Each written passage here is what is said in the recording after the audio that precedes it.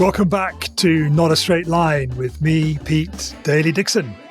This is the show that explores the non-linear journeys of artists and entrepreneurs to inspire you as you zigzag through your own non-straight line life. And this week, I'm joined by Rachel Elnaugh-LOVE. Rachel's journey has been a roller coaster, to say the least, from building the multi-million-pound red letter days from scratch at a kitchen table to watching it being corporately mugged by fellow dragons in the den just 1 week after giving birth. And that dramatic turning point led her down a path of spiritual awakening and transformation. What could have crushed many became the catalyst for Rachel to question the very systems that she'd been part of, leading her to explore plant medicine, metaphysical principles, and eventually adding love to her name as a declaration of what she believes truly matters. Rachel speaks candidly in this episode about the matrix-like illusion of money and power and offers a compelling vision of how we might co-create a different reality based on love rather than fear and control. Her insights on business as a healing journey and the power of intention are both practical and deeply profound. There's a beautiful synchronicity to our conversation as well. Rachel has recently moved from the Peak District to the coast through what she calls a miraculous unfolding, a journey from source to ocean that mirrors her own evolution from traditional business to spiritual mentor. Anyway, that's enough from me. Let's hear from Rachel.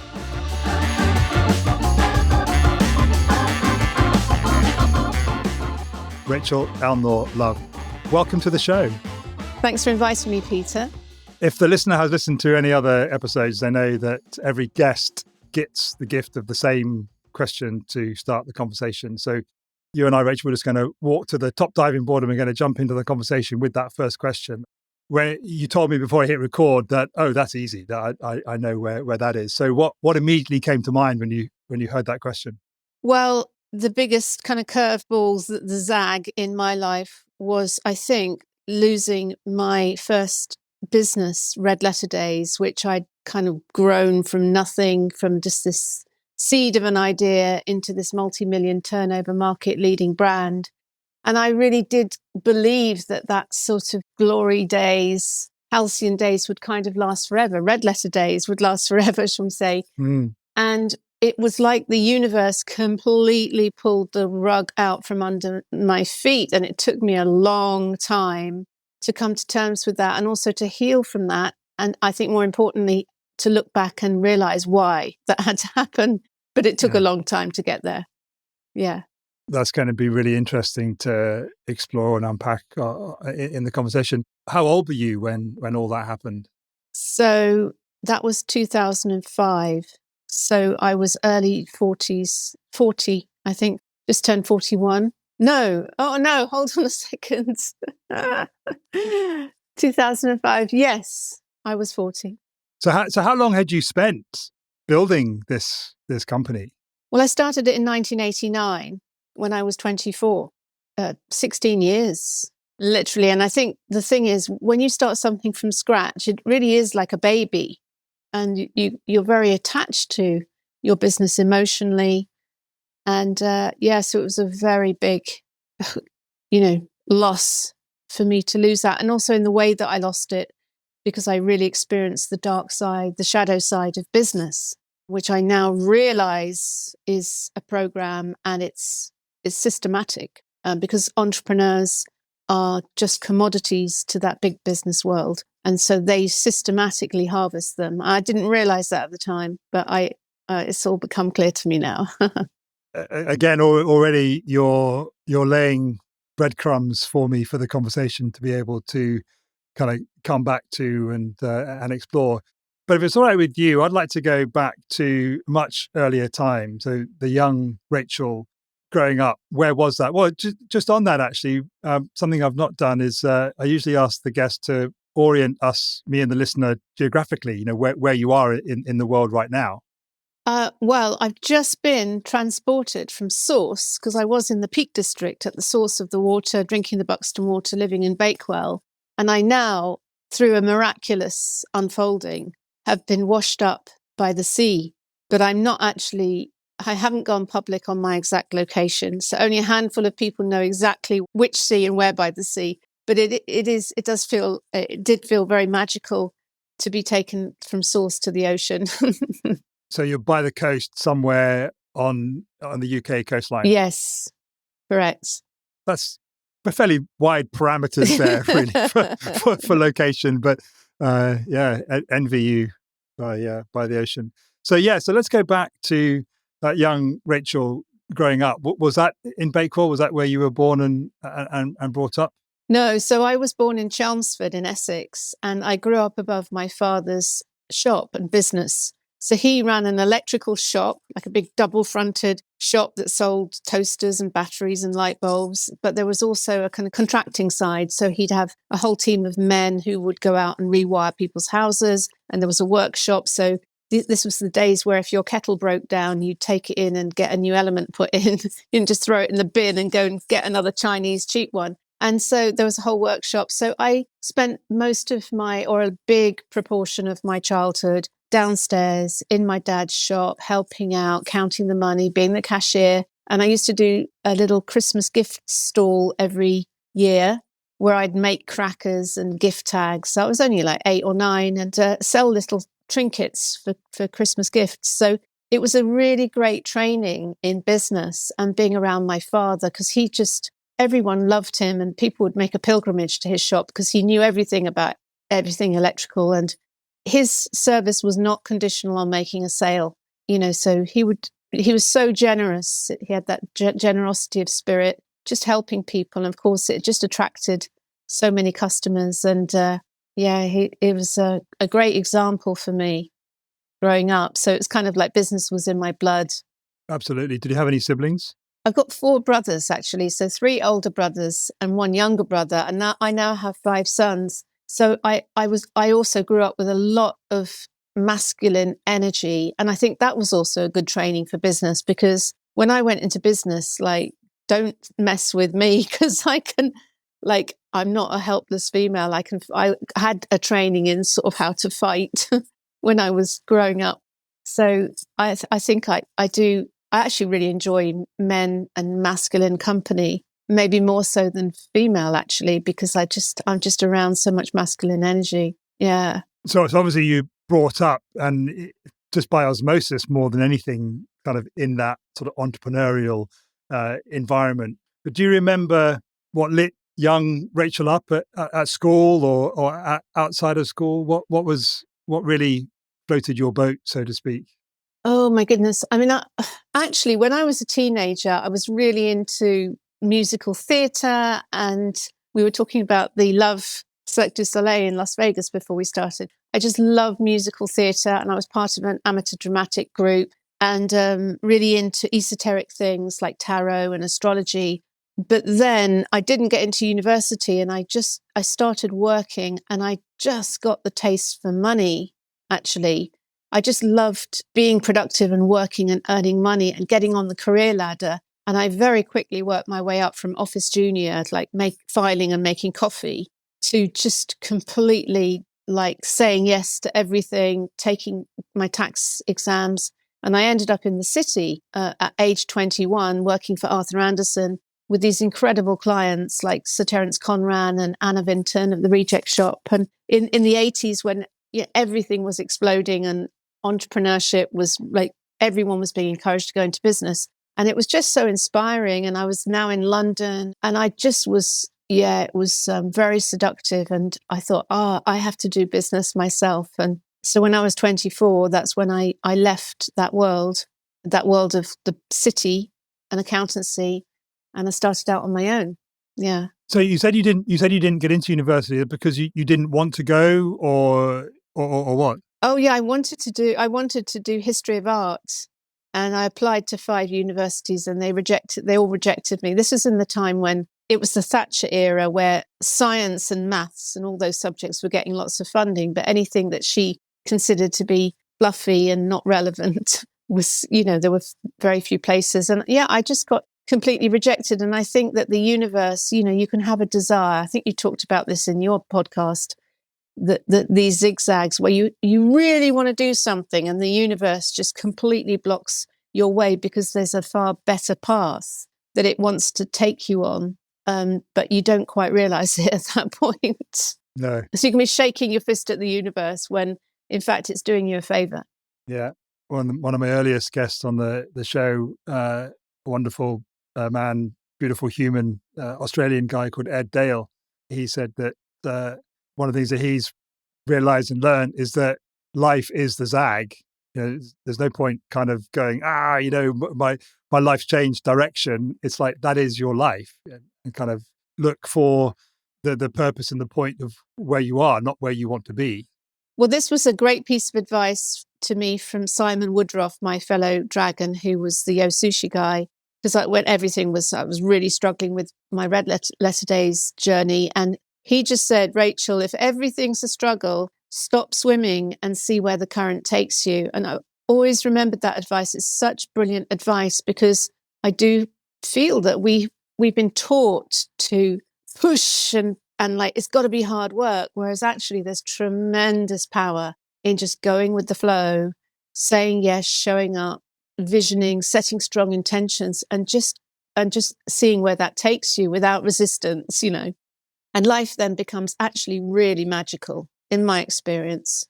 Just go with the flow, man. Hence the trip from source to the ocean. I mean, that resulted from me just getting to the point of just praying. I don't know how to get out of this current situation. I don't know what to do. I'm handing it over to you, God. Like, you're just going to have to sort it out. So, yeah.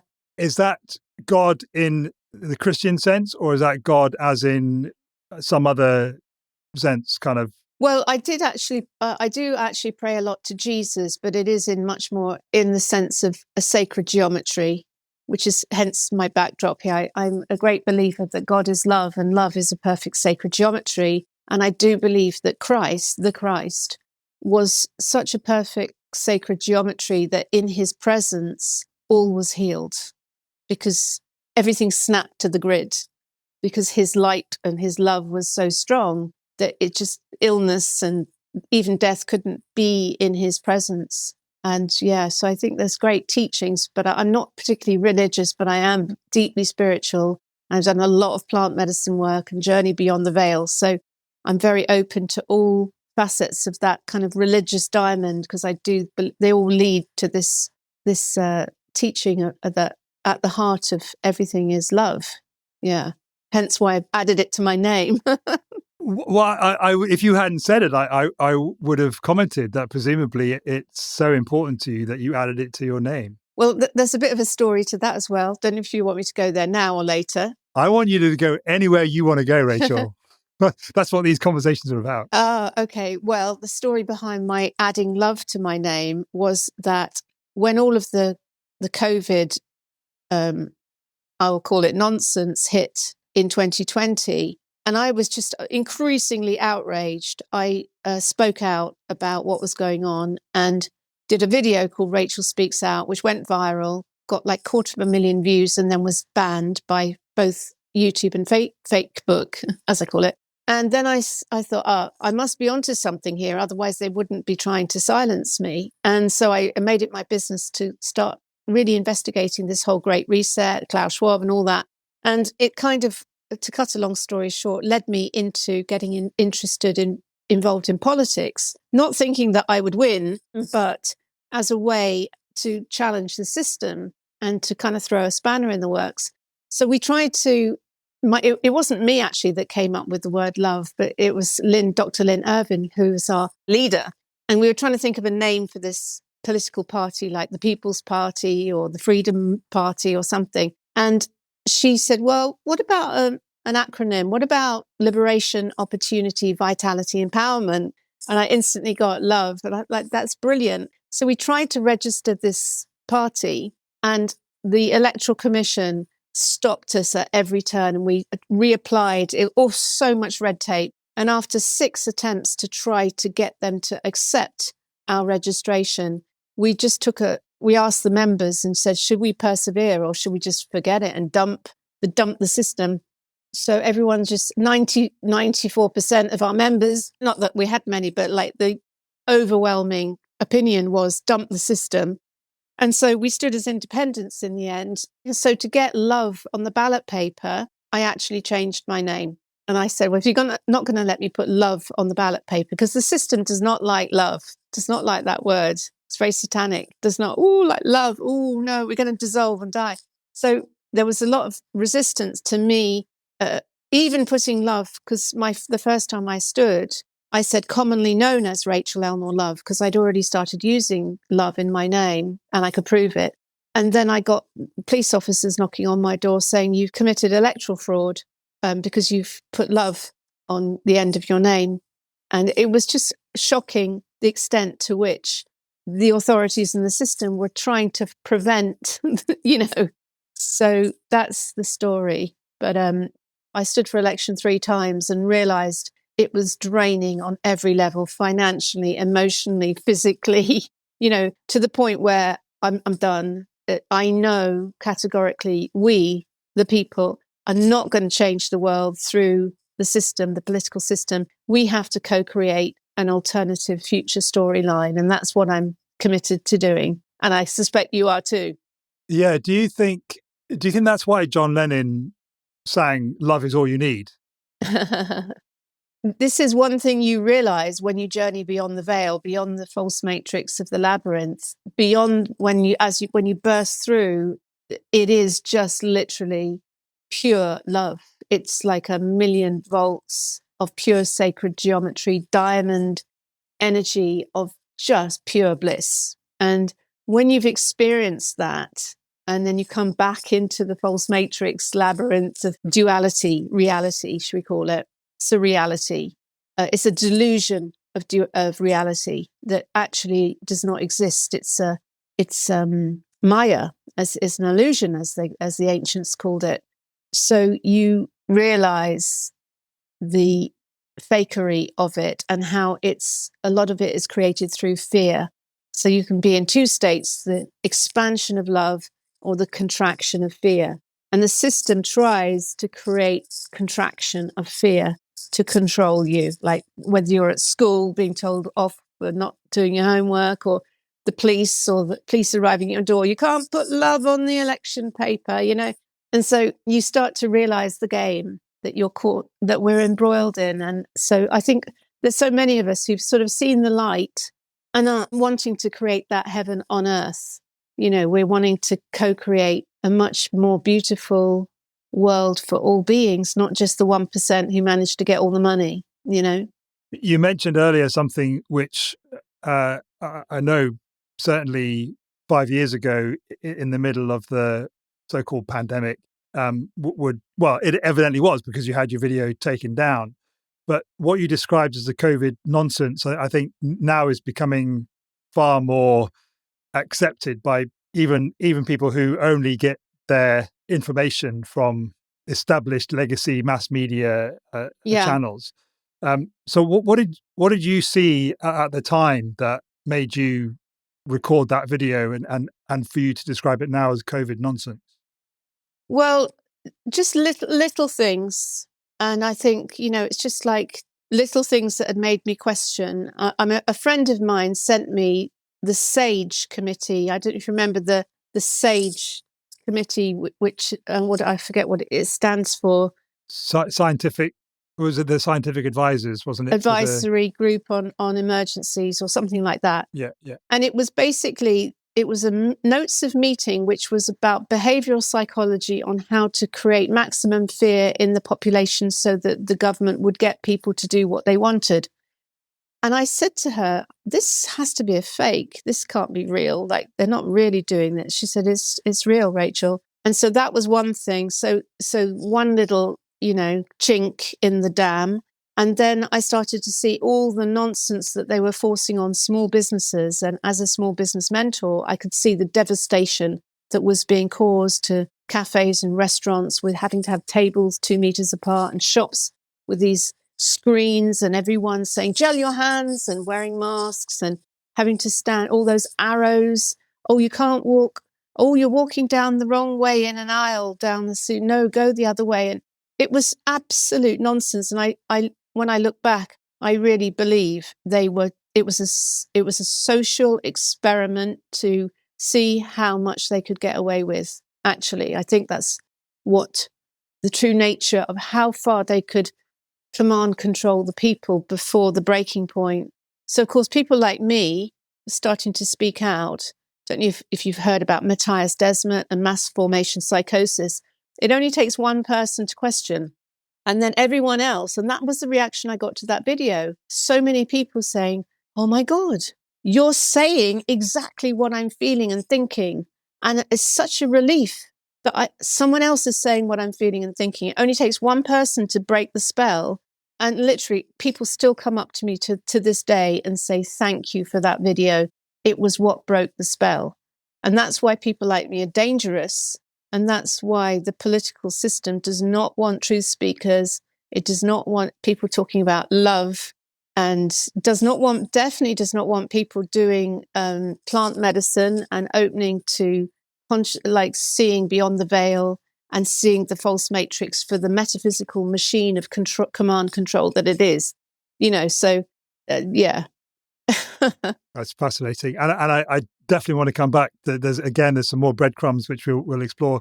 But I want to go back to the 18, 19-year-old Rachel, I guess, that had just got 5 rejections from 5 different universities to study the thing which she really wanted to study. How was that for you? How long did it take to kind of reset and say, well, let's go and do something else? How did you feel about that?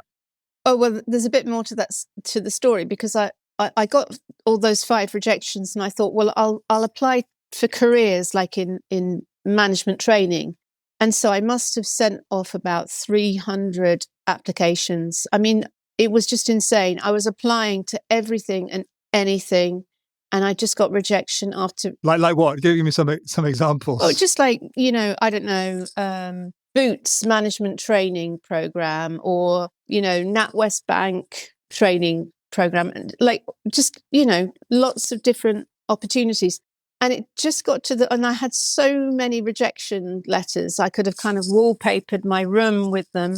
And I think that was actually good training for business, because one of the things about business is you have to be prepared to keep going despite rejection after rejection. And eventually I just saw a little ad in the local newspaper, office junior required for local firm of accountants.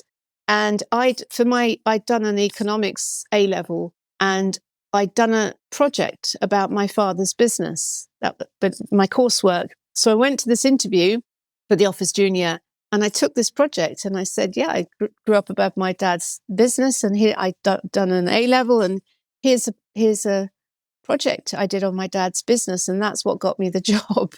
And so I literally just was filing and making coffee for about 6 weeks. And I said, is there more interesting work that I can be doing? And so they started teaching me how to do tax returns. And then I did my professional exams, and I sort of worked my way up. And I was just I've always been in that place of just give, and like volunteering, saying, I want more, give me more. What can I study? How can I learn? What training can I go on? My enthusiasm was kind of relentless. And you got that from your father, I'm guessing. Not so much the enthusiasm, but I just think just naturally, I'm just that kind of person that I'm just, say yes, show up, do it, turn up, step beyond my comfort zone, stand for election, speak out. I'm just that kind of. That's a lot of no's, a lot of rejection at a really relatively young age. Did it affect you, or just like, no, I'm just going to keep going until I get something? What was your mindset like? Well, it was pretty shitty, because of course you can get to this place where you just think, no one wants me, no one loves me, like what's to become of me? And I guess some people might have thought, oh, being an office junior, that's a bit beneath me. But I think sometimes you've just got to get on the ladder, you just got to go and do whatever. And it was actually the very best ladder for me to put my foot on, because that training in accountancy and taxation, I specialized in personal taxation of entrepreneurs and small businesses. And I did that for like 7 years. So when I did go into business, I had a really good background training in spreadsheets and then how to read accounts and balance sheets. And, I had a rock solid accountancy training. That was absolutely brilliant. And then I realize now that I'm a natural marketeer, but put marketing on the bedrock of good financial understanding and accountancy and the ability to translate an idea into a spreadsheet and a cash flow forecast. So it was actually, again, a great gift from the universe to put me on that path. But then it's like all leads. Who knows if I'd done the history of art thing, or if I'd done one of those management training programs, could have led me to where I am now, could have led me to an even better situation. But yeah. It's the sort of thing that you only really get a sense of over the course of time with reflection as you look back. And as you do that, do you see a thread kind of joining all of the dots and the zigs and the zags? How would you articulate that? Yeah, well, when I was listening to your preview shows, you were talking about that's great Steve Jobs speech at Stanford, where he was talking about looking back and joining the dots of his life. And yeah, I do believe that we have a soul purpose and that the universe is guiding us. But quite often that guidance can be whispers, and it can be quite gentle, and it takes quite a lot to tune in. And I've really learned now that I'm much older about the value of slowing down, meditation, contemplation, the I Ching, divination, asking the universe, prayer, like, help me, guide me, show me, and noticing what shows up, and the power of intention. And so I've learned, because young me was just push and like, oh, just write another dozen letters and apply to another, force your way in. And it's just kind of like trying to push at a door that isn't opening. And I think the same can happen in business. You can keep pushing against a door which isn't opening, or you can trial, test, adjust, adapt until you find the formula, because it's like the universe won't let you have success doing something that isn't aligned to your soul purpose. That's the way I see it now. And that's why I say to clients, like, if you create a product or try and go in a new direction, like politics for me, it's just a closed door. It's a sign it's not the right direction. And yeah, you tried it, but after a while, you have actually, do you know what? That's not the right direction. I'm not going to pour any more energy into it. I've done it, and I'm gonna let it go now. So how would you articulate that soul purpose, that thread, that thing that's kind of that connects the young Rachel that was, very masculine, pushing and just going for everything, and the Rachel now has a very different energy? What's the thing that connects those two versions of you?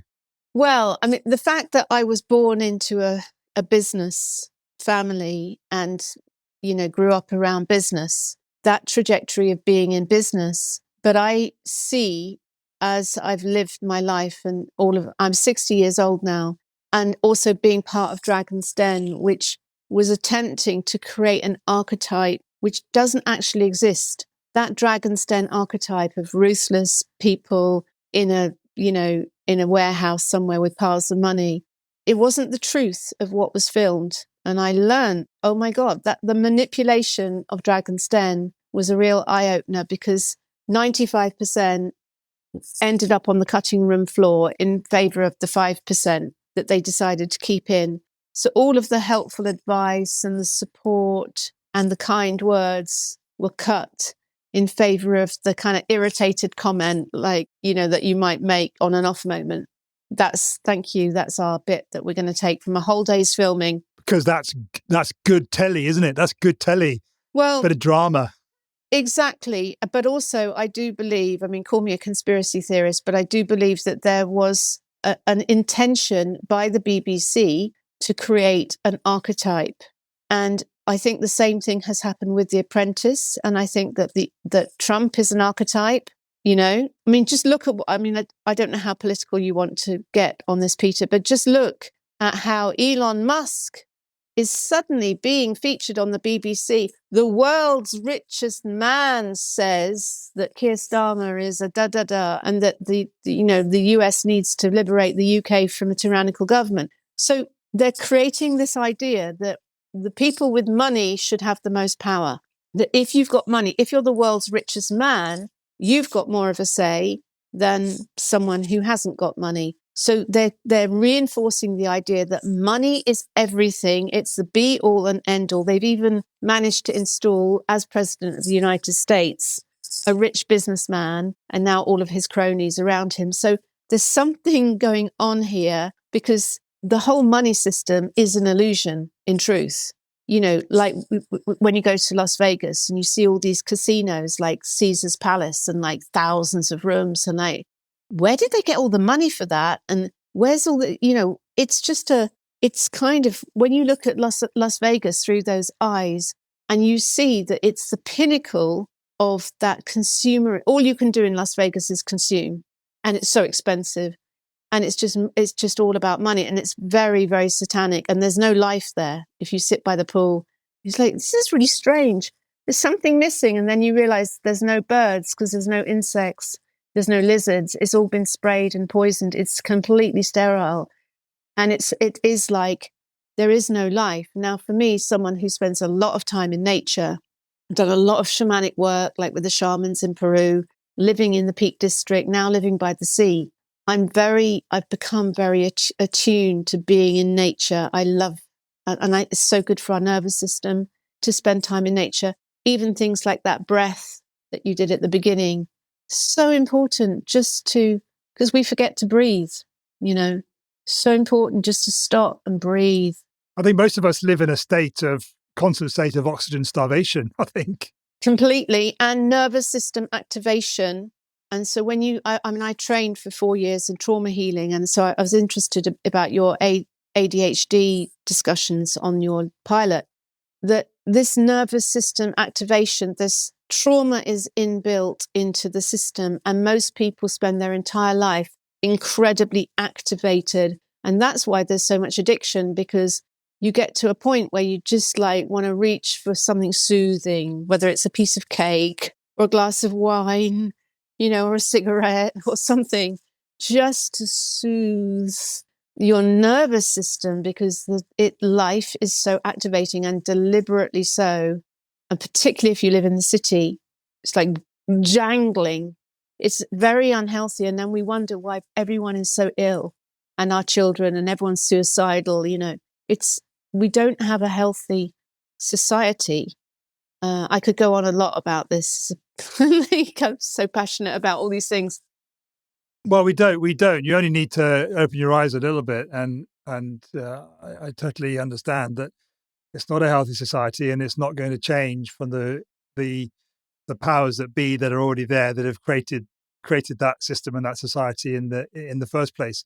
Well, it's all about money. I mean, big pharma and all of these, it's all about money. It's what I said. That's why it's you know, everything is about money, and that's what truly needs to be collapsed. And why? Because there's a couple of questions in that. Why is that? What do you mean when you say money is an illusion? And what can possibly replace it, if you like? Yeah. So the root of this question, you were asking about my sort of life journey. And so I think I've had experience of the old school of business, because I've done the traditional route, seen my father, you know, working every day. Then I went into accountancy, got all the training. Then I went into business, created this business from nothing to this big multi-million turnover business, got lost it, essentially was corporately mugged, then got on Dragon's Den, was involved in seeing this archetype, and then became a business mentor and started to help people on their journey and get interested in the psychology of success and business and what makes one person succeed and another fail. And as I've gone through this journey, I kind of realized that I and others like me, what we are really here to do is teach people that business is actually a healing journey, and we are here to do business in a different way. And that doesn't just mean as a social enterprise. I'm talking about uninstalling a lot of these old programs. So making money and getting into flow around what you love, and money as an exchange which is rooted in a deep honoring of value and gratitude. So, for example, these days, now I understand about the shadow side of money and the spell of money. There's also a positive side, rather than trying to get things for free, for example, oh, can I have it for free? Someone might give me, say, oh, you can have it for free. I'm like, no, I want to pay you. I want to honor your value. And it's really important that we break this relationship of resentment around paying into honoring value, and it's love. It's like an exchange of love. Like, I honor your value and you honor my value, and there's this beautiful sacred reciprocity, which the shamans call Aini. And if we can reprogram the world for that exchange, so that we're interacting in a different way, and it doesn't have to be money. It can be, it can be gifts. So if I don't have any money, let me give you, I don't know, a Tibetan singing bowl or something. So, or I might make you something or bring you and that's how the shamans operate. When you go to the shaman, you take a sheepskin or an offering of some food, or, so I think I do feel that we are co-creating a different future reality to the authoritarian digital control. Money is everything and everything will be controlled, because that's what's coming. We have the opportunity to create a different storyline to the totalitarian nightmare digital control thing that's coming in. So I hear what you're saying about money is an illusion. I've heard it expressed that money is a form of energy. What would you say to the listener, and to me for that matter, so that last year I was driving at the beginning of the year, and then I stopped driving, and I earned good money while I was doing that, but I didn't have any time. Yes. I knew that if I wanted a different reality, if I didn't want to be driving all the time, I had to do something different. So I stopped driving for one day a week and started this podcast and talking to people and stuff.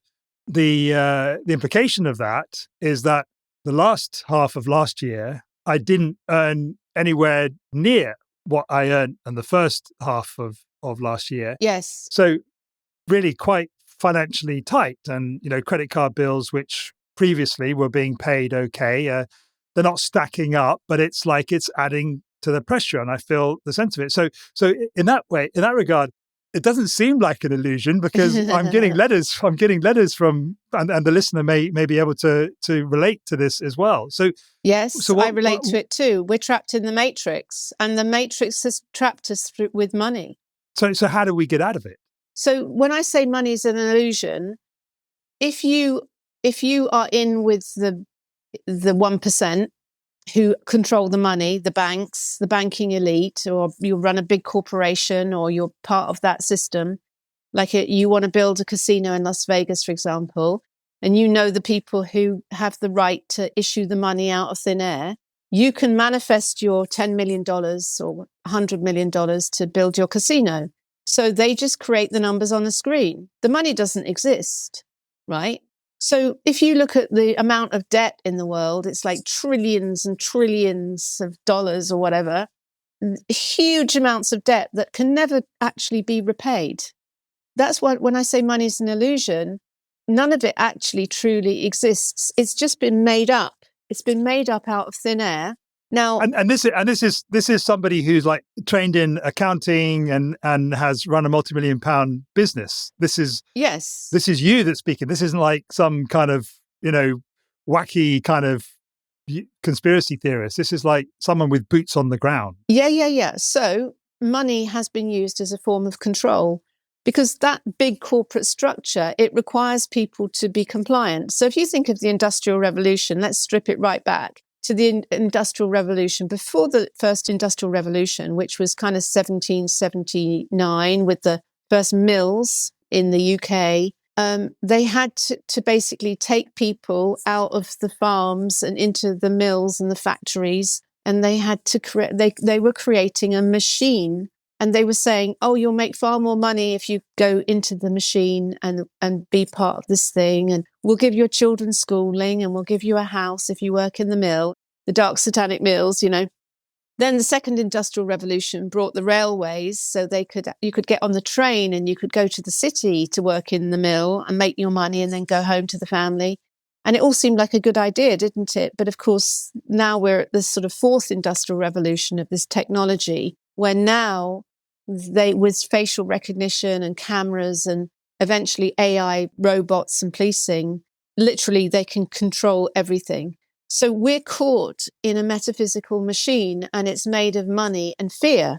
Because if you don't comply with your employer, if you don't comply with the mill owner, you lose your home, you lose your money, you lose your kids are thrown out of school, and you're probably thrown out of the village. Certainly that's the story in Crestbrook. We crowdfunded some land, so we've got very interested in the mill there, mill life. So they have created a system of control to essentially keep... To what end? To what end? Why? To keep people compliant, because while you're busy driving your taxi, and most people are exchanging time for money. So you're driving your taxi, it's taking up 40 hours a week or however long. You're earning good money, but not enough to have a nice life. And most people are content with a nice life. I'm happy to work my 40 hours a week. And then of course I get the weekend off, and I've got enough money so I can go out and I can enjoy myself and, go to the theatre, and maybe I take a holiday to Las Vegas once a year, and that's enough for me. So everyone is stuck in this thing. So the minute someone like me says, actually, this system, no, we need to kind of break the system. I'm going to speak out against the system. I'm going to, question the system. Then you wouldn't believe the amount of resistance from the system to stop people from breaking out of it, because it requires obedient compliance. Because if everyone suddenly woke up and said, we're not going to comply, it would be game over. If everyone said, actually, no, I'm not going to follow orders anymore. I'm going to do what I love, and I'm going to paint, and I'm going to sing, and I'm going to trust, and I'm going to pray, and I'm going to create a completely different paradigm that is all about love. The 1% that control everything need the 99% to be subdued. That's why, and you look back in history of all the revolutions where the 99% say, we've had enough of this, and everyone gets their head chopped off with a guillotine, sort of thing. But then how quickly does it revert back to the way that it was? I mean, if you watch the movie Napoleon, there was that power, that desire for power is so strong, it's so strongly embedded, that a lot of people saw that French Revolution as an opportunity to put their power structure in. And that's why they appointed Napoleon. If you've seen that movie, it's very interesting how it was very political, trying to grab the power after everything had broken down, in the same way that all these Middle Eastern countries that are annihilated and they depose the leader like Assad, and then everyone's trying to get control, because it's all about grabbing land and corporate contracts. It's all about money, power, and control everywhere you look. Were these obviously beliefs that you hold strongly now? The young Rachel that was started as an office junior and kind of just getting to the end of her time at this accountancy firm, was there anything of that in that version of you that you were looking around and getting a sense of this sense of control, or were you just determined to make your mark on the world in some way? Well, no, I it's very seductive, and I was in that world, and I was very much seduced by that dream and the entrepreneurial dream and all the clients, and I found it really inspiring, and I love making money, and there were all of those ingredients. And I followed that path, and I built this business from nothing to this big multi-million turnover, market-leading brand, and making all this money and getting on television and getting famous, What was the so you had a good job, you're working in the city, you're obviously presumably getting paid very well. What was the turning point that made you zag into starting your own business? What was that like? Because I'm sure that the listener, if they own a business, will be able to relate to the kind of inception of Red Letter Days. Yes. So I was I specialized in taxation. And so my career, taxation is quite legal. And so the higher up the chain you get, moves from doing admin and doing tax returns into doing complex legal work, like understanding statute and case law and reading through legal statutes and trying to understand. And so that trajectory I didn't like. And I knew that if I wanted to stay in that career, I would have to do more and more detailed tax, legal, case law work. That's not you. My heart wasn't in it. And meanwhile, all of my clients were just so inspiring. And I'm like, I want to be like them. I want to create my own business. And actually, in the end, I actually started to find it quite frustrating, my job. And I just decided to go off traveling. So I went traveling across Europe and then across America. And when I got back, I thought, now's the time I'm going to create my own business. And so that was a real turning point of like, I want to be one of them. I want to be like my clients. Why can't I be the client and someone else fill in my tax return, you know? How long did you travel for, out of interest? Only probably maximum kind of 6 months of my life, because I'm really not very good at bumming around doing nothing. I'm actually very focused and quite driven. So to me, aimlessly just sightseeing and yeah, it was fun for a while, but I need purpose, and I'm actually quite resourceful, and I'm quite a hard worker, you know. Do you remember if you thought about business in that time? And the reason I've kind of zeroed on this is that it's uncanny, really, the number of times that it's come up in conversation with my guest where there was a significant, some it was 15 months, some it was 6 months. There was a period where there was an unusual amount of space, of time before a significant change of direction. So I'm just curious about that particular time in traveling through Europe, what you were experiencing and how you were feeling for you to come back and say, no, now I'm gonna start my business. What was that journey like? Well, I just think that if you decide to take time out, it sort of takes the pressure off. So like if you're going to work every day and you're like a cork held under the water, you know, and if you just say, actually, do you know what? I'm just gonna let it all go and I'm just gonna do nothing. The universe actually really doesn't like a vacuum. And in that space of doing nothing, because you've kind of left the straitjacket of the old, there's a lot of space for you to be inspired, a lot of time and space for you to be inspired and kind of really regain your equilibrium, shall we say, so that the universe can guide you, because you're not going to work every day doing 9 to 5 job, you know. So I think that was the value of that sabbatical. And I do think it's a great thing just to stop and trust that if you just, I think you said that you just left your job. You've in the past where you've just hated your job enough just to leave it without knowing where you're going to go next, and just trusting that you'll find I think that's actually quite a good strategy, even though it sounds like a bonkers thing to do. It's actually quite a good thing to do.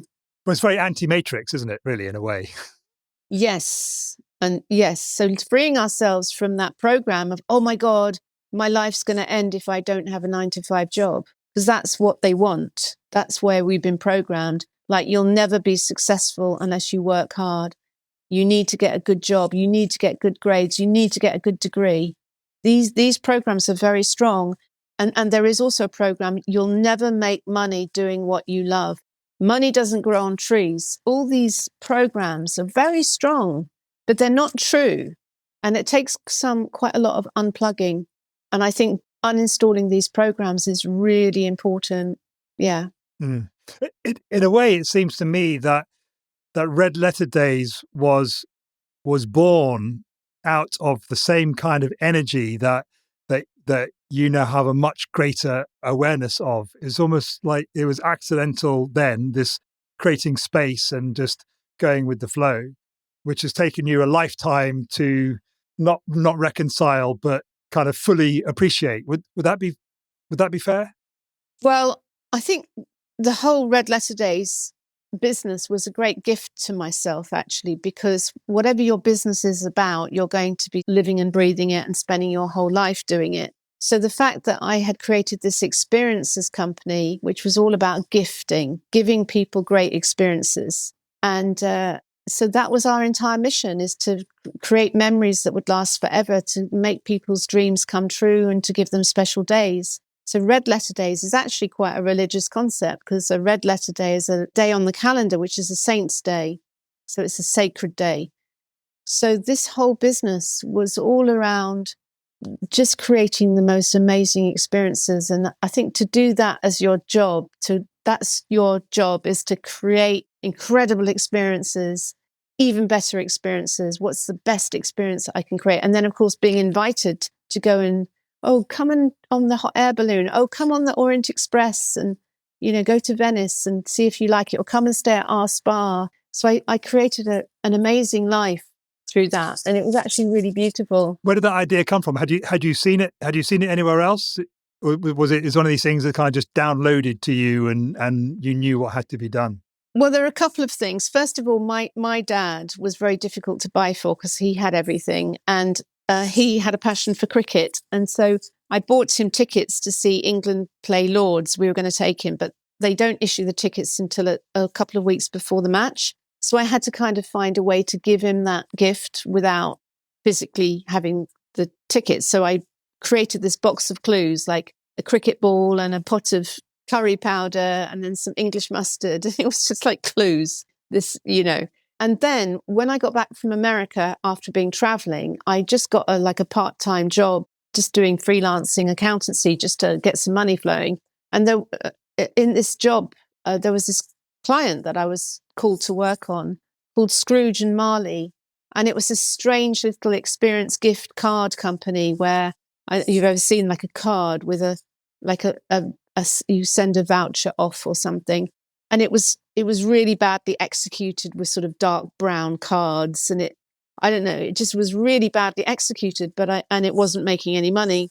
But I could see, oh my God, that's a brilliant idea. And I actually went back home and I was staying with a guy who was a writer for Imagination. And I said, I've got this kind of, concept for what about creating experiences and, creating a business around that. And then he went to work next day and came back. He'd written out and researched this whole list of names like Dreams Come True and Wishing Well. And in the list was Red Letter Days. And I'm like, oh my God, that's the best name. That's a perfect name, because I can call it Red Letter Days and put the gift in a red letter.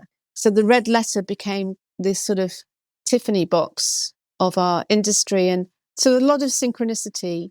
And I think once you get a business name and a concept, and then the only challenge was, what do we put in the red letter? So in your red letter could be anything from, I don't know, llama trekking to a trip into space, And that was exciting, because it was just about product development, creating the most amazing experiences to put in the red letter. So it was a great era. And marketing, going back to what you were saying earlier. So all that being said, what went wrong? And for the sake of the listener that is just listening to this and not watching, I've got wrong in inverted commas. What happened to kind of make it all go away? So we were selling a lot of these vouchers on credit cards. So someone might buy a Christmas gift. So you might buy your wife a Christmas gift for hot air ballooning. And so she gets her red letter for Christmas. It's a thing for hot air ballooning. And then maybe you eventually go hot air ballooning in the summer. Or you may never book at all, in which case the voucher expires or you lose it, or your dog eats it and you forget all about it. We got to a point where the level of that exposure for the credit card company was like over £1 million. And so we came up on their radar as being a risk, because essentially we were issuing money. We were issuing vouchers, bits of paper, and charging people 100 quid for them, or 200 quid for these bits of this envelope with a bit of paper saying, here's a voucher. So we were like printing money in a way, and they didn't like that. So they literally, when they realized this contingent liability, they had this contingent liability under the Consumer Credit Act, because obviously if you buy something with credit card, you can go to the credit card company and get a refund, right?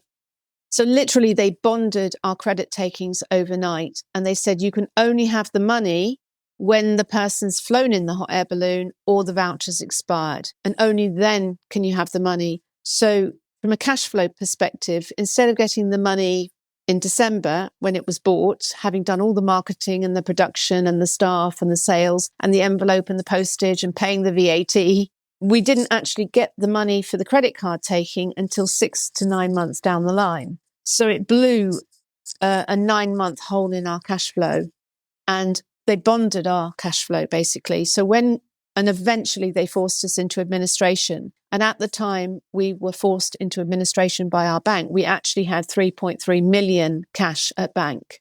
And we knew that the bond was way too high. So they forced us through administration. They sold the business for $250,000 to Peter and Theo, my fellow dragons. They gave them 2.5 million of the bonded money. They kept 500,000 of the bonded money as their admin fee. 300,000 went to the liquidators, and they took 300,000 as their fee to liquidate it. A year later, when the bond had been unwound, they discovered exactly what we'd been saying, that it only cost £1 million to honour the vouchers which were claimed. So in other words, we were over bonded by 2 million. And had we had that money, we'd have been able to trade through and float. And we had brokers lined up to float the company because we were profitable and growing and had a market leading brand. Yeah, I can see why you do. I mean, earlier on you described as being corporately mugged. I can see now why you would say that. Was that an adversarial relationship then with Peter and Theo? Well, I actually went to Peter and Theo, and bear in mind, I'd given birth on the Monday, was back into negotiation meetings on the Tuesday, went to see them, I think on the Thursday or the Friday, asking whether they would support the business and fund it, because I'd got an offer from HBOS for 2 million loan, but I had to find 2 million equity match funding.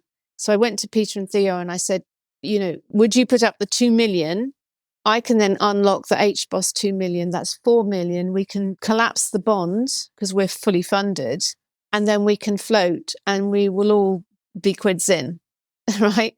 And I had the baby crying in the corridor when my mother-in-law came with me, and I was sort of breastfeeding intermittently during these conversations. So it was absolute insanity.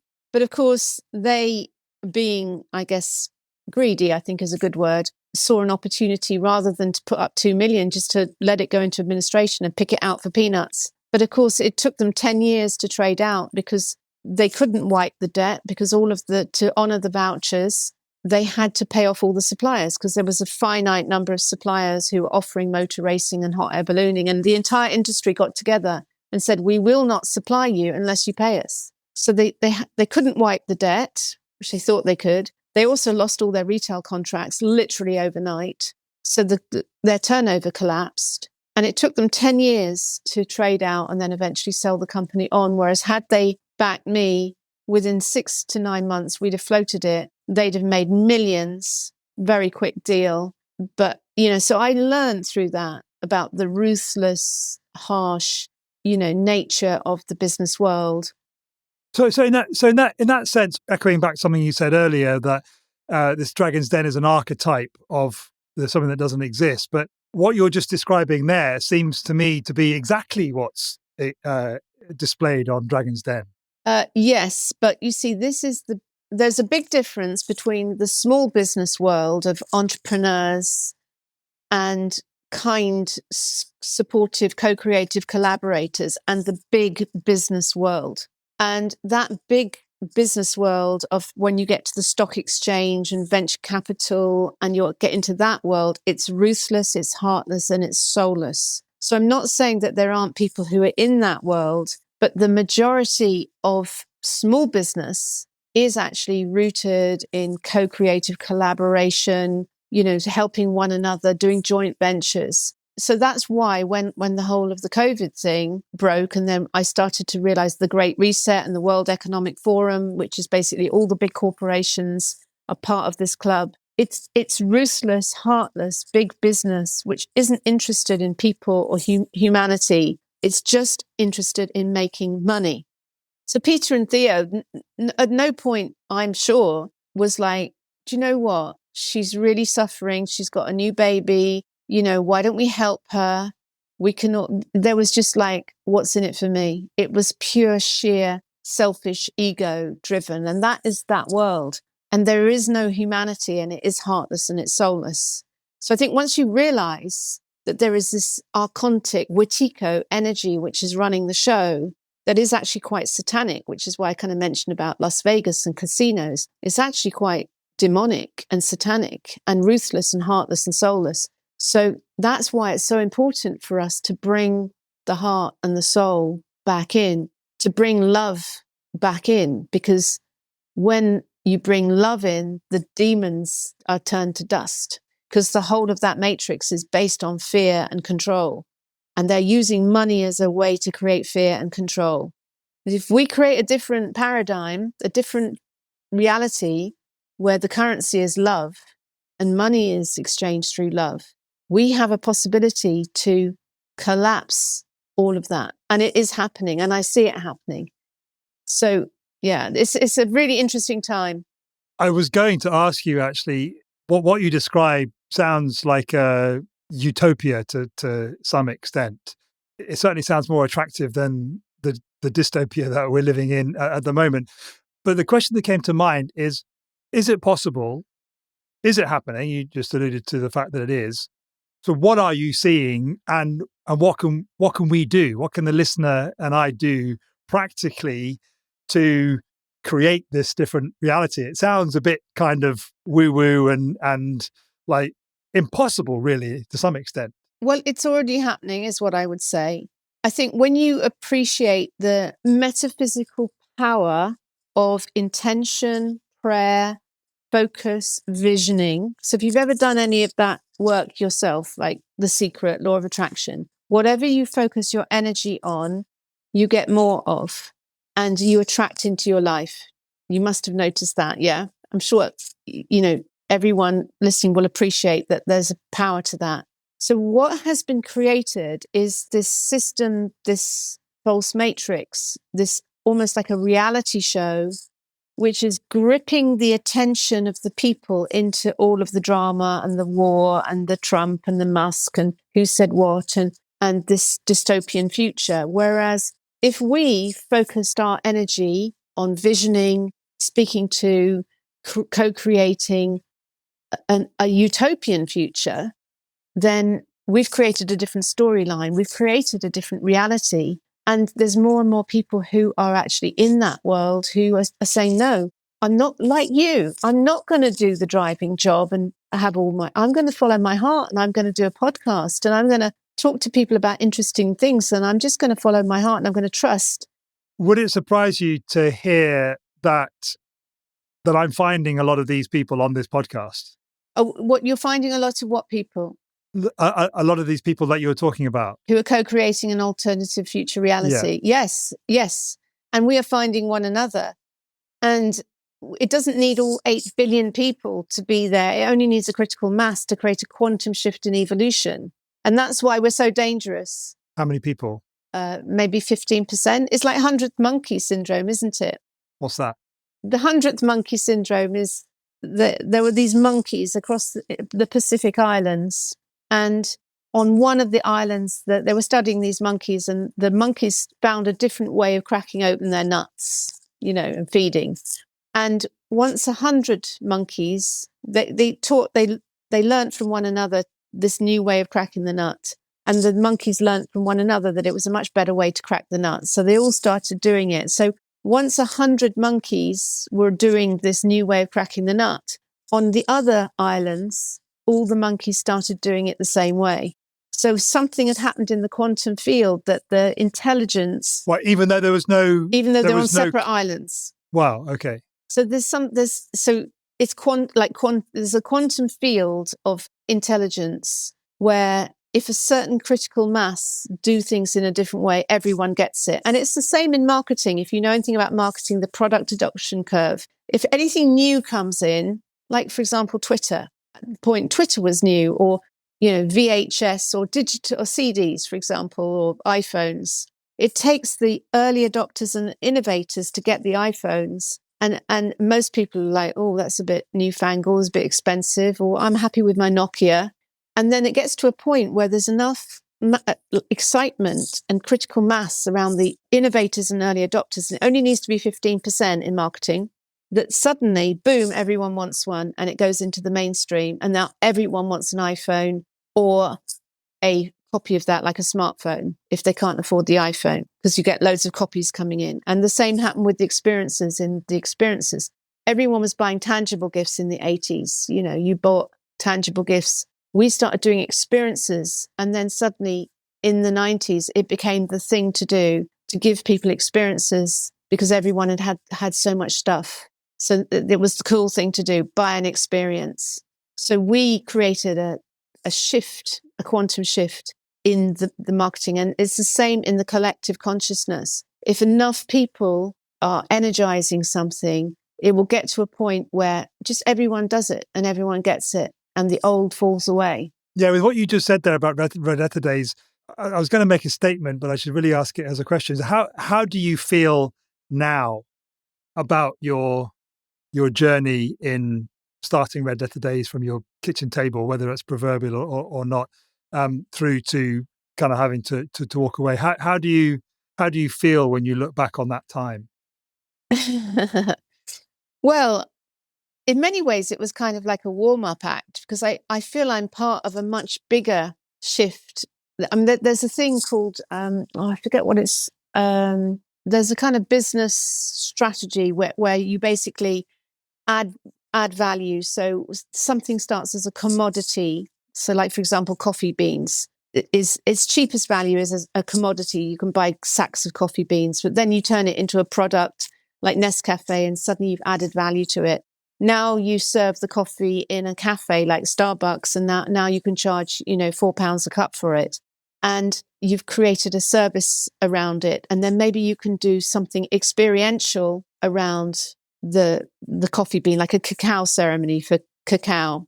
But if you find in the coffee something that cures cancer, then it's transformational. So that transformational is the top of the pyramid of value, the value economy, basically. And so I did the experience economy, but actually I feel I'm very much now in the transformational place, having done a lot of plant medicine, understanding metaphysical principles, that we can literally bend reality and co-create a different reality just through intention and prayer and visualization and focusing and energy work. And that to me is really exciting because, and it's already, it started in the 90s or before then, but the secret was the law of attraction is started to open people's minds to this. But now we're realizing that in quantum mechanics, just observation can influence an outcome. And we're learning that everything is energy. So none of it exists. So we're at like a new era where we don't have to accept this old, worn-out program. We can co-create something completely different. We can create a world where everyone has clean water, where there's no poverty, where everyone is vitality and healthy, and there doesn't need to be sickness because Big Pharma isn't interested in healing. What if we created a world where everyone can thrive? There's so many people in that world now who are literally co-creating that at whatever level and breaking the spell.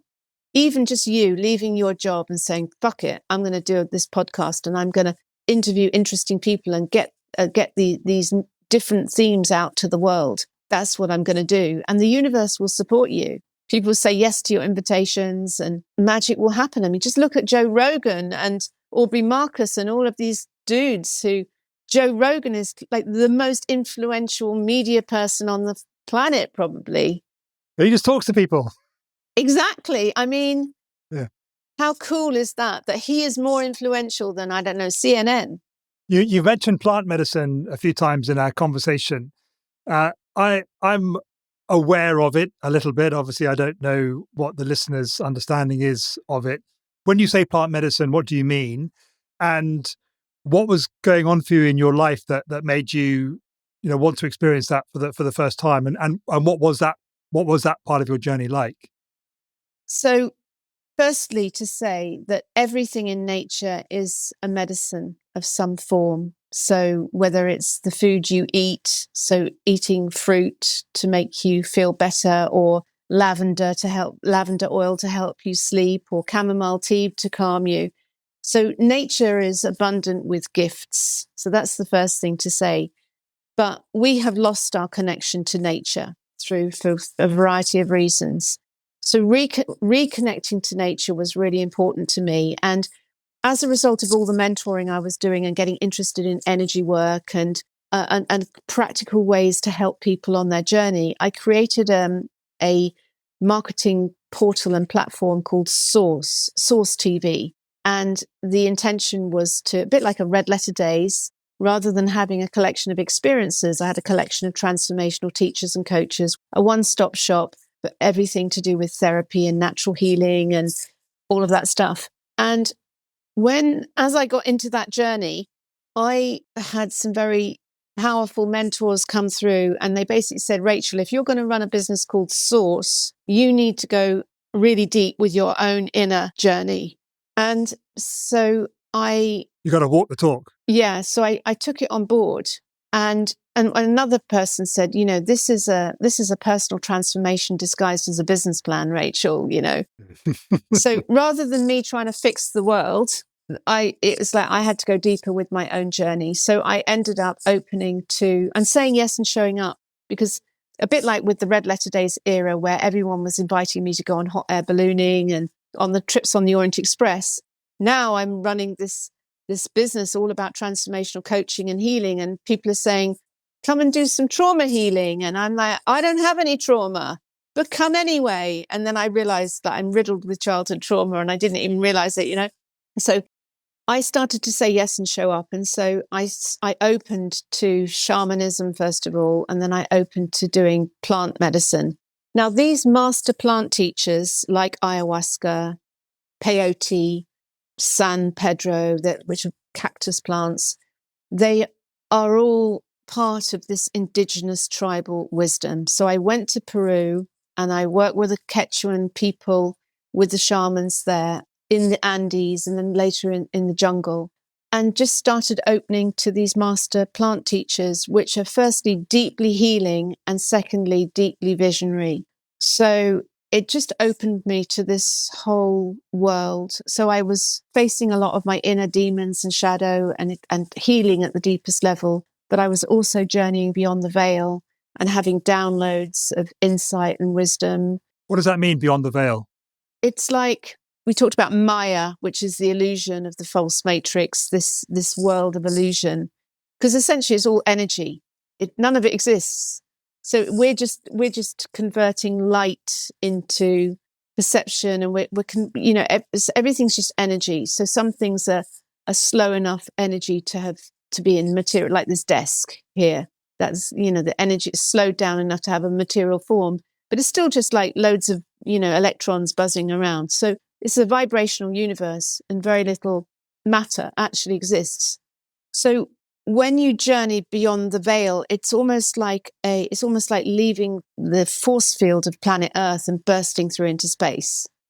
It's the most incredible experience, but it's like you have to go through a lot of clearing to get to that point, because essentially what they're doing in a ceremony and the plant medicine.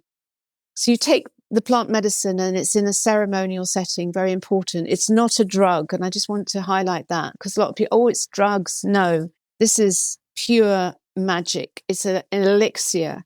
You take this elixir and it's in a ceremonial setting, and then they're singing to the medicine and they're playing music. So what they're creating is a container of sacred geometry where the vibration is higher and higher. And as that vibration gets higher and higher and the sacred geometry gets really aligned, it purges through all of the trauma or any distortions, because a bit like I said about Jesus, it's snapping you to the grid and it's clearing any damage to your energetic field that has been caused by trauma or wounding, and it's helping you to clear all those programs.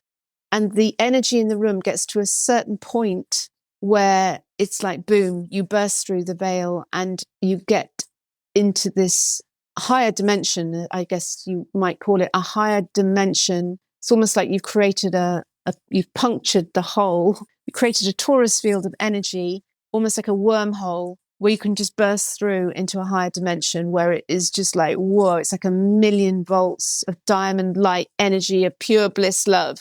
And are you fully conscious? Are you aware of being conscious, or are you asleep, or what? You're in a deep shamanic trance, I would say, but it's an energetic thing, but it's real. It's not, it's real. It's pure magic. And so in that place, it's profoundly healing, but also you're downloading like infinite wisdom.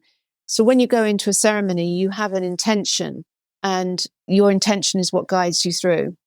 So your intention might be, show me how I'm blocking love in my life, for example. So it will take you to every heartbreak, every healing around in your heart, for example. And it might take you to relationships. It might take you to your relationship with your mother or your father, and profound ho'oponopono, like, oh, I'm so sorry. Please forgive me. Thank you. I love you. Thank you for showing me up and teaching me that lesson. That's why intention is so powerful, because you literally realize in medicine, like, whatever you're placing your focus on, your intention, the universe literally rearranges itself to bring you that thing that you've put your attention and intention on, which is why the powers that be are constantly trying to draw our attention onto fighting exactly what we don't want, as opposed to us saying, actually, do you know what? I'm going to switch off the television. I'm not going to listen to the media. I'm just going to focus all my energy on co-creating the world I do want, because there's tremendous power in it. And you see that in the medicine. Literally, if you have an intention, if you make a prayer and you hold that, the universe will literally rearrange itself to bring you every element of that in the most magical and divine way. And it's like, wow. And that's when magic can happen. Like when I sent that prayer and I didn't know what to do with my past situation, I literally just let it go and just offered it up to God, to Jesus, prayed, help me. And through magic, it took me from where I was and it took me to the ocean. And it was just like, oh my God. So I know that this works, but it does call on a lot of faith. It's true that prayer is powerful. Intention is powerful. Visualization is powerful, which is why when you realize the power of these things, be very careful where you're placing your focus. Because the more you focus on what you don't want or on horror, the more you get of it. Even if you're fighting it, you're thinking you're fighting, you're still energizing it. When you finally let go of Red Letter Days, or when it was ripped out of your hands, Out of my hands. There's some element you had to let go. Was that a time in your life where you sort of just went with the flow? What was the first thing you did after you realized that there was no going back with Red Letter Days? Yeah, well, I mean, I was at a lawyer's office in London, and they had all the paperwork, and they wanted me to basically sign the papers to put the company into administration, and I was getting phone calls from back at the office, like people were arriving, they'd had to lock the doors of the office because they were trying to come in and take the equipment, the creditors basically, and the staff weren't safe, and they're like, what do we do? We've had to lock the doors. We've locked all the staff in. I had the baby in the reception crying, wanting breastfeeding. It was just a week old. And I finally just thought, I have to just sign it away and just let it go. And it was actually such a relief, because I kind of got my life back, and it was August, and I got this newborn baby. When I realized, looking back, it was such a gift that I suddenly had, like, I didn't have to go to work. I didn't have to go into battle. Of course, the immediate thing that happened was it was all across the newspapers and media. It was in every newspaper, every news bulletin, dragon crashes. And so that was pretty tough. I can't imagine that the publicity and what was talked about was in any way complimentary about you. Oh, it was having a field day. It was like a ritual humiliation. But the blessing, there's always a blessing. There's always opportunity in every adversity, is that people started to invite me to go and speak at business events about what happened. They wanted me to tell my story. And so I was being paid like £2,000 or £3,000, £4,000, £5,000 to go and speak at events. And then I was offered a book deal to write about my nightmares. Well, I wrote a book called Business Nightmares. I was offered like £10,000 advance to write a book, write about anything you want. So this whole new world opened of speaking and being a business author. And then, of course, everyone wanted me to help them and be their mentor and get involved in their business and become a non-executive director. And so this whole new world opened of helping others on their journey. And then, of course, everyone crashed in 2008 because of the recession, and everyone crashed. And suddenly I was the person who'd survived. And I was kind of like the guru who knew how to cope with going through a business nightmare. So it was the perfect rebranding, positioning, which was such a gift, but I couldn't see it at the time. No, it's absolutely, it's not stereotypical. I'm trying to struggle for the word. I sometimes wonder whether English is my first language, to be fair. But there's a story which I first heard from my mum about and I think I've mentioned it once, if not twice on this podcast before, about the Chinese farmer, the parable of the Chinese farmer. Oh, yeah. And something happens to him and his neighbors all say, well, that's really terrible, isn't it? And he says, good or bad, who can say? And then something really great happens. They say, it's really great, isn't it? And he says, good or bad, who can say? Yes. So and what you just talked about there is an absolute classic example of it's not what is happening to you that defines your reality, supposed reality. It's how you're responding to it that matters, because you don't know. Well, you've raised a really important point there, which I've learned through all of my sort of metaphysical and spiritual journey, is that judgment is the final hurdle before enlightenment. That's why it's the 20th card in the tarot, before the world, which is enlightenment. Judgment is judgment that catches us out, because we're constantly trying to sort everything into good, bad, right, wrong. And we're in resistance to life, exactly as you say. So if we go with the flow and we trust and have faith and we kind of follow the current of where the universe is taking us without judgment, because it's judgment that has us saying, oh, actually, do you know what?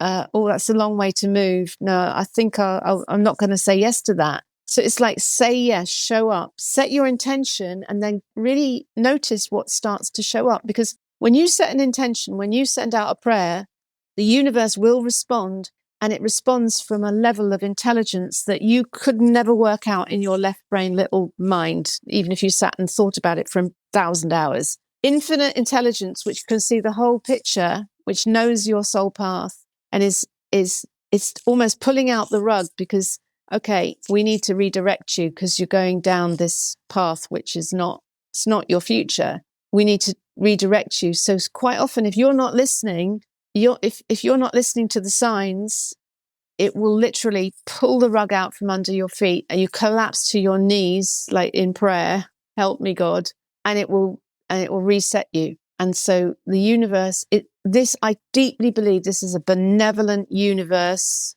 This is a benevolent God. And when you pray and you ask for help, she is listening. The universe is absolutely responding to our energy and our prayers and our intentions all of the time without exception. But we're just not tuned in enough to realize, and we let our mind get in the way. The mind is judging. Oh no, I can't do that. That's a bit dangerous, isn't it? The ego wants to keep us small. But when you just say, I'm just going to go with that flow, and I'm going to trust, I'm going to surrender, and I'm going to go with that flow, you can manifest miracles and magic just by saying yes, because you're working with infinite intelligence that creates universes and galaxies and planets. And I guess the reason that your belief, which I guess is evidenced in what you get back, that it's a benevolent universe, or however you want to describe it, the fact that is true for you is because that is how you are vibrating. And because it is a vibrational universe, there is only energy, and energy can't be created or can't be destroyed. Because you are vibrating at that level, that's what is vibrating back to you. Whereas if you have having a bad day, and your vibration, I mean, there's so much truth in songs, isn't there? Good vibrations. Thinking about the Beach Boys, that if you're not vibrating at that kind of higher level, you perhaps wouldn't believe that it was a benevolent universe, because you're just getting shit. You seem to be getting shit all the time. Exactly. So I think it was Henry Ford that said, whether you believe it's true or whether you believe it's not true, you're right, because the universe will match your belief system. So if you believe you can't make money doing what you love, then you'll end up in a job you hate. And but these beliefs are really deep rooted, and they're sitting in the subconscious. And so by definition, you don't know what these programs are. So quite often the screen of your life is having to show you. So it took me probably a decade and some very deep work to realize the reason why I'd manifested Peter and Theo, who came and essentially stole my company. It took me 10 years to get to the depths of realization that I had created my childhood, because I have two older brothers, twin brothers, and love them to bits. And I'm not, but we had it, we had a childhood which is kind of an old paradigm childhood and a bit of a dysfunctional family. And when I was little, my elder two brothers, anything nice I had as their little game, they would take and they would destroy. So I had a basil brush and they got hold of it and ripped its tail off. And I had some of those clicky-clacky like ball things in the 70s. Yeah. Clickety-clack. And I found that they burnt through them with the Bunsen burner. They would put me on the go-kart and say, we'll take you for a ride. And they'd tip me in the compost heap. So it was quite a traumatic childhood. And so essentially I just manifested in these Peter and Theo, my childhood, these two older brothers who came and took my basil brush. And so, oh my God. So they actually were a great gift, because they were showing me that childhood trauma, which I thought was a normal childhood. They were showing me that I was recreating that childhood where these two older brothers had the power to kind of like destroy my life, sort of thing. When you get to that level of realization, it's deeply healing, because you can get to that point of, oh my God, thank you. Thank you for showing up. I realize now you were a gift. And there was I hating you and like resenting you, whereas actually you were a gift to help me access that childhood trauma deep in my subconscious, which I wasn't aware of. And that was calling to be resolved. And now I see the gift in it. So it's like everything is a blessing. It's judgment that has us realizing otherwise. It can be really hard, though, to fully accept that, because that is ultimate personal responsibility, isn't it? It's like, yes, we are not helpless victims. We are not helpless victims. We are the master manifestors of our own creation. This is a benevolent universe, and everything is acting in our favor. let's pretend that the listener who's listening to this right now, there's stuff going on in their life that they don't like, they don't want. They want it to be a different way. What would you say to them? What question would you ask of them? What advice would you give to them? Let's bring them into the conversation. My advice would be to really sit down or even go out in nature and really start dreaming of what you would love to create. If anything were possible, if money were no object, no matter where you are, no matter what your current situation, if anything were possible, like imagine that your life is like a movie and you are the director, the producer, and the star of this movie and the writer. You may have come through a whole load of shit and you might be in a very dark place, but you have the power to write the rest of your movie. What are you going to create for yourself next? And make it into a fantasy.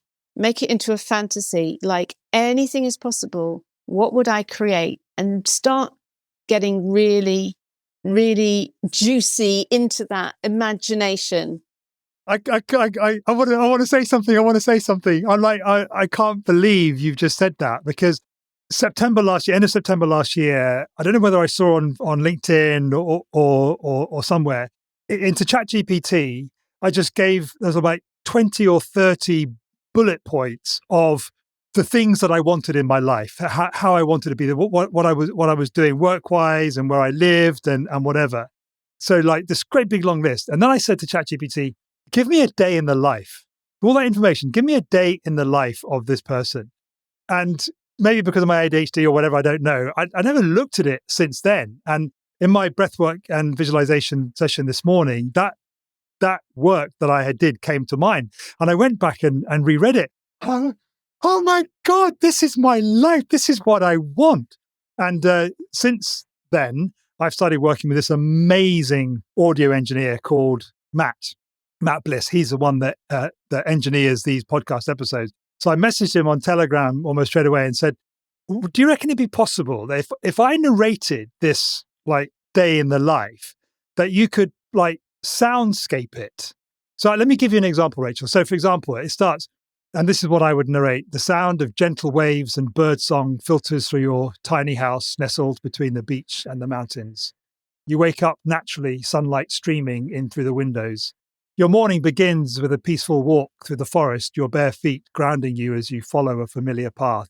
The air is fresh and invigorating. And it just goes on like that. And so the idea that I had was for Matt to take that and kind of layer in these sounds, like just to create this completely immersive environment. Well, it's a guided meditation, isn't it?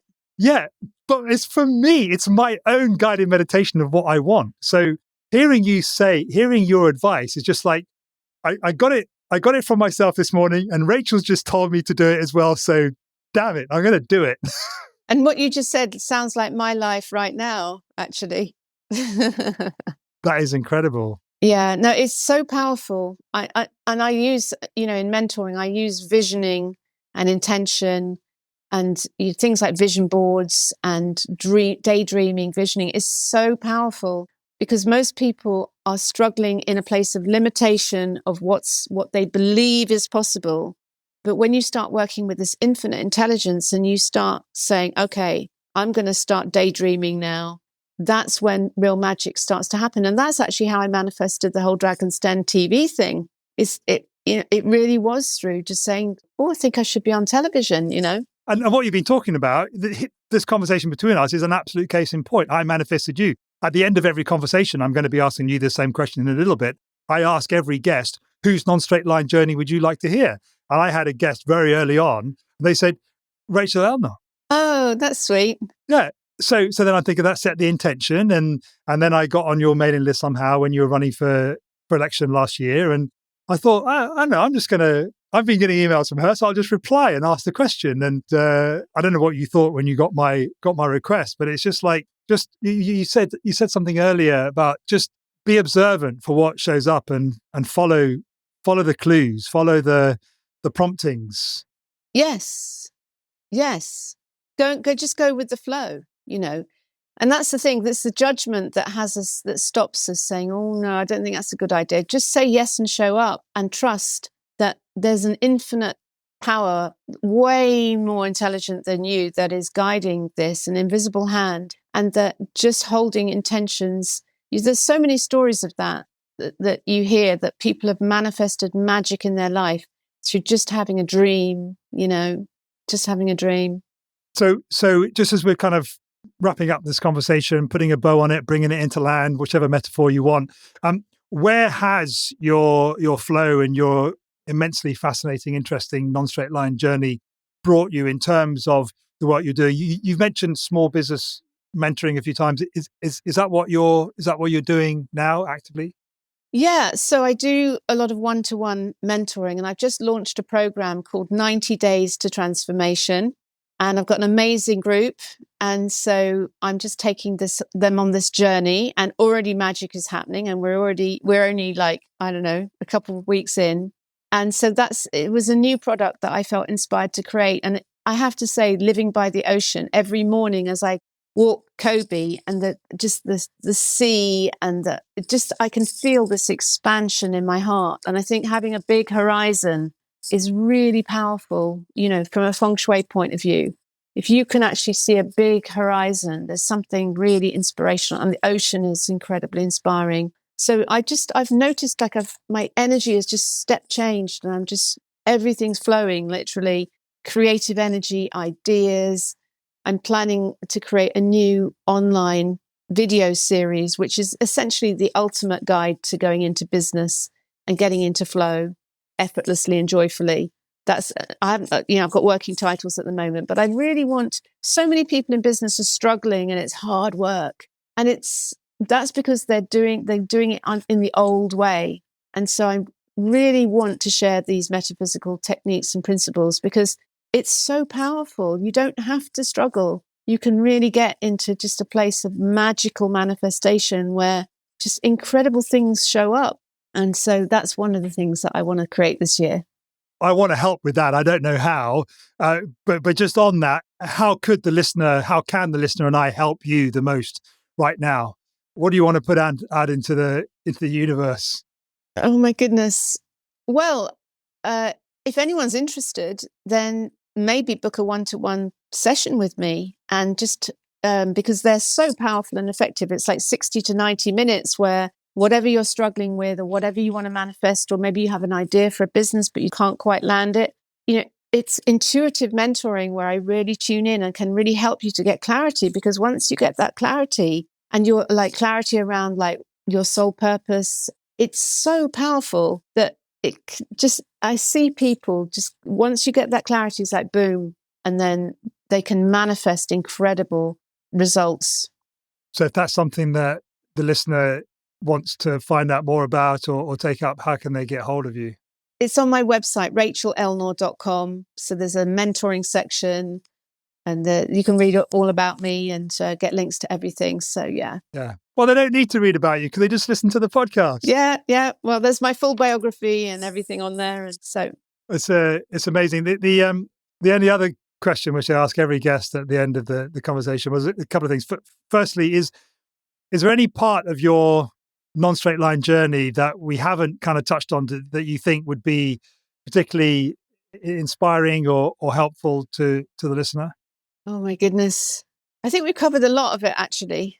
I think, my life has been a whole, you call it zigzags, I call it like roller coaster ride, highs and lows, but it has been an incredible adventure. And to be honest, I would not change, even though there's a bit of me like, oh, if only you'd done this, if you'd only done that. You can't live in the past, the coulda, shoulda. You just have to just trust, and that it was perfect. Everything about it was perfect and part of your destiny, and just live. We're here. We're spiritual beings having a human experience, and it's all perfect, actually. I love that. So the only other question that I ask every guest is, whose non-straight line journey would you like to hear? But the same question that got you into conversation with me, who do you think would really love this experience that we've just had? I would love to hear you interview Donald Trump. Okay. Let's go straight to the White House. Yeah. Vision that one in. Donald Trump's non-straight line journey. Vision that one in. Look what Joe Rogan did him a good favor. We won in the presidency. Yeah. I'm not quite sure I'd want to be responsible for that, though. Well, maybe you could be responsible for his downfall. Well, thanks for setting the bar as high as it's been set so far. It doesn't surprise me, Rachel. It's just been a joy. Well, right from when you first replied to my email and said that you wanted to accept my invitation, I've been excited about having this conversation, and it hasn't disappointed. I've just enjoyed every minute of it. And on behalf of the listener and I, thank you so much for sharing your non-straight line journey with us. Yeah, and thanks, Peter. Thanks for taking the plunge and leaving that kind of corporate world of a safe driving job and following your heart. And I wish you so much magic on this journey and this alignment to your true soul path.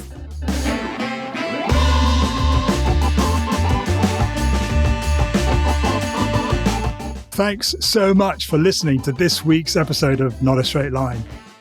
If this conversation helped to reorient your internal compass or inspired you in any way, please let us know by heading to podcast.notastraightline.life/rate and leave a rating and review.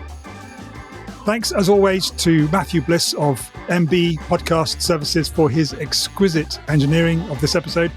If you'd like him to help you with your podcast, contact details are in the show notes. And if you'd like to be a guest on the show, or there's someone whose non-straight line journey you'd just love to hear, then please visit podcast.notastraightline.life/guest. Thanks for being here with me, and I'll see you next week for another amazing, deep, inspiring non-straight line journey. Love you.